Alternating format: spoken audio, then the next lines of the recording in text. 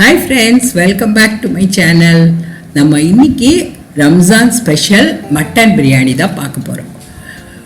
இது எங்க வீட்ல எல்லாருக்கும் ரொம்ப பிடிக்கும். இந்த முறையில் நான் செய்யும்போது அதுவும் ஸ்பெஷலா என்னோட மருமகளோட ஃபேவரட் பிரியாணி. இப்போ இது எப்படி செய்யறதுங்கிறத பார்க்கலாம்.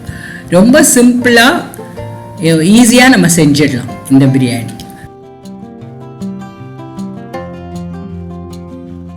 ஸோ இதுக்கு தேவையான பொருட்கள் எல்லாம் எடுத்து ரெடியாக வச்சுட்டு நம்ம செய்ய ஆரம்பிக்கலாம். ஃபர்ஸ்ட் அந்த மட்டன் பீசஸை நல்லா கழுவி க்ளீன் பண்ணி அதுக்கப்புறம் மேரினேட் பண்ணணும். ஒரு கொஞ்சம் தயிர், உப்பு, இஞ்சி பூண்டு விழுது பேஸ்ட்டு இதெல்லாம் சேர்த்து நல்லா மேரினேட் பண்ணி ஒரு 30 இல்லை ஒரு 1 hour கூட வச்சுக்கலாம். வச்சு நல்லா மேரினேட் பண்ணி ஊற வச்சிடணும்.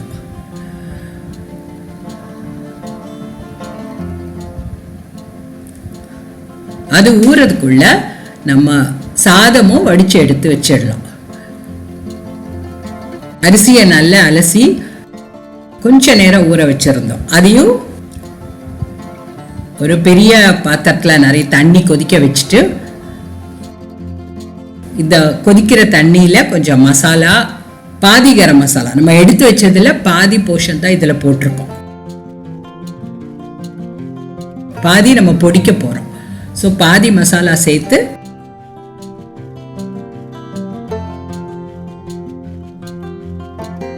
கொஞ்சம் புதினாவும் சேர்த்து நல்லா அந்த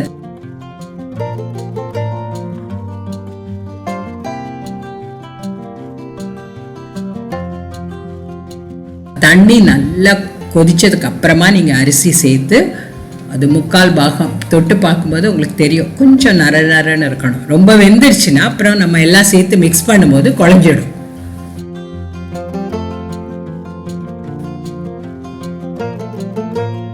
ஸோ இந்த பதத்தில் நம்ம அதை அடுப்பை ஆஃப் பண்ணிட்டு அந்த தண்ணியெல்லாம் வடிச்சு எடுத்து வச்சிடணும். அதுக்கப்புறம் பாதி கரம் மசாலா எடுத்து வச்சிருந்தோம் இல்லையா, அதை மிக்சியில் போட்டு பொடிச்சுக்கணும். கொஞ்சம் கரகரப்பாக பொடிச்சுக்கலாம், பரவாயில்ல, ரொம்ப நைஸாக பொடிக்கணும்னு அவசியம் இல்லை. அதுக்கப்புறம் ஒரு பெரிய குக்கர் பேன் ஒரு எனி திக் பாட்டம் பேனை நல்லா சூடு பண்ணிட்டு அதில் ஒரு 2 to 3 tablespoon எண்ணெய், நம்ம மொத்தமே இவ்வளவுதான் எண்ணெய் சேர்க்க போகிறோம். இந்த எண்ணெயில் ஒரு 3-4 வெங்காயம் நல்லா ஸ்லைஸ் பண்ணது சேர்த்து நல்லா வதக்கணும். அது ப்ரௌன் கலராக ஆறுது வரைக்கும் வதக்கணும். அதுக்கப்புறமா தான் நம்ம அந்த பொடிச்சு வச்ச மசாலாவும் அதில் சேர்க்க போகிறோம். முதலே சேர்த்தா அது கரிஞ்சு போயிடும். ஸோ வெங்காயம் வதக்கினதோ அந்த பாதி பொடிச்சு வச்ச கரம் மசாலாவை அதில் போட்டு கொஞ்சம் வதக்கிட்டு புதினா கொத்தமல்லி கொஞ்சமாக ஆட் பண்ணணும். அதுவும் ஒரு 1 second வதங்கினதுக்கு அப்புறமா நீங்கள் அடுப்பை ஃப்ளேமை லோவாக வச்சுட்டு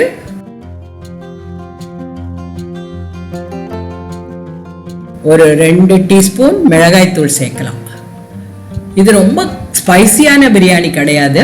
இந்த மிளகாத்தூளும் நம்ம சேர்க்குற 1-2 பச்சை மிளகா மட்டும்தான். ஸோ மிச்சம் இருக்கிற அந்த மேரினேட் பண்ணிட்டு வச்சுருந்தோம் இல்லையா, அந்த ஜிஞ்சர் கார்லிக் பேஸ்ட்டையும் அதோட சேர்த்து உப்பும் சேர்த்து நல்லா வதக்கிக்கணும். இஞ்சி பூண்டு சேர்க்கும் போது கொஞ்சம் அது பிடிக்கிற மாதிரி இருக்கும். அப்போ நீங்கள் ஃப்ளேமை எப்போவுமே லோவாக வச்சுட்டு நல்லா வதங்கினதும் 2 தக்காளி பொடியாக நறுக்கினது அதுவும் சேர்த்து நல்லா வதக்கணும்.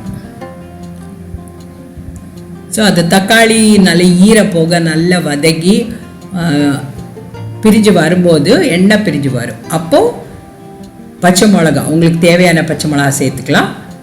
தென் 1 கப் தயிர் எடுத்துருந்தோம், பாதி மேரினேஷனில் சேர்த்தோம், பாதி இதில் சேர்த்து நல்லா மிக்ஸ் பண்ணி கிளறி விட்டுக்கணும். தென் உப்பு செக் பண்ணிக்கோங்க. இப்போ நீங்கள் உப்பெல்லாம் பார்த்துட்டு தேவையான அளவு உப்பு அதில் சேர்த்ததுக்கப்புறமா நம்ம மேரினேட் பண்ணி வச்சுருந்த மட்டன் பீசஸை இதோட சேர்த்து முள்ள கிளறி விடணும். அந்த மசாலாவோடு சேர்த்து கொஞ்சம் கிளறினதுக்கு அப்புறம் தான் தண்ணி சேர்க்கணும்.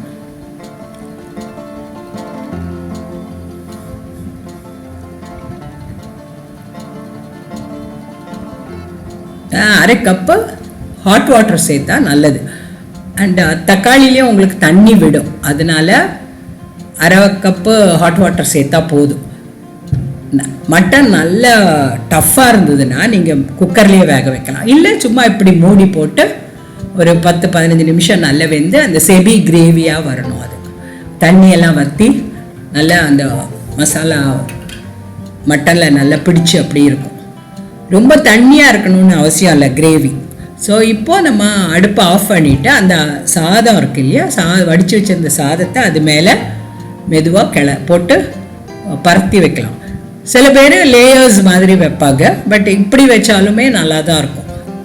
ஸோ தேவையான எலுமிச்சம்பழம் ஜூஸ் ஒரு லெமனில் எடுத்திருக்கேன். கொஞ்சம் புதினா கொத்தமல்லியும் சேர்த்து மேலே போட்டுட்டு தேவைப்பட்டால் சேஃப்ரானும் நீங்கள் ஆட் பண்ணிக்கலாம். ஆனால் மிளகாத்தூள் போட்டதுனால அந்த கலரே நல்லா தான் வரும், பட் கொஞ்சமாக நான் சேர்த்துருக்கேன் சாஃப்ரான். அதுக்கப்புறம் ஒரு 2 டேபிள் ஸ்பூன் நெய். நம்ம முதல்ல சேர்த்த எண்ணெயும் இந்த நெய்யும் மட்டும்தான். ஏன்னா மட்டன் பிரியாணியில் ஃபேட் இருக்கும், அதனால நிறைய எண்ணெய் சேர்க்கணுன்னு அவசியம் இல்லை.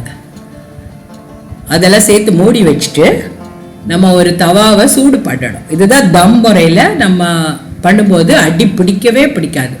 ஸோ அந்த தோசை தவா நல்ல சூடானதுக்கப்புறம் மூடி வச்ச பிரியாணி பாத்திரத்தை அதில் வச்சு ஒரு 15 நிமிஷம் தம்மிலேயே வச்சிடணும். நம்ம லோ ஃப்ளேமில் வச்சதுக்கப்புறம் நீங்கள் 15 நிமிஷம் கழித்து திறந்து பார்த்தா இது மாதிரி இருக்கும். கொஞ்சம் நீங்கள் ஃப்ரைடு ஆனியன்ஸ், கேஷ்யூ நட்ஸ் உங்களுக்கு எது தேவையோ அதெல்லாம் நீங்கள் அதில் கார்னிஷ் பண்ணிக்கலாம்.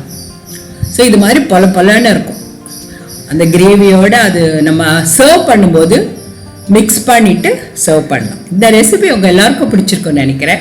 அண்ட் கமலாவின் கிச்சனுக்கு சப்ஸ்கிரைப் பண்ணுங்கள். Thank you and enjoy.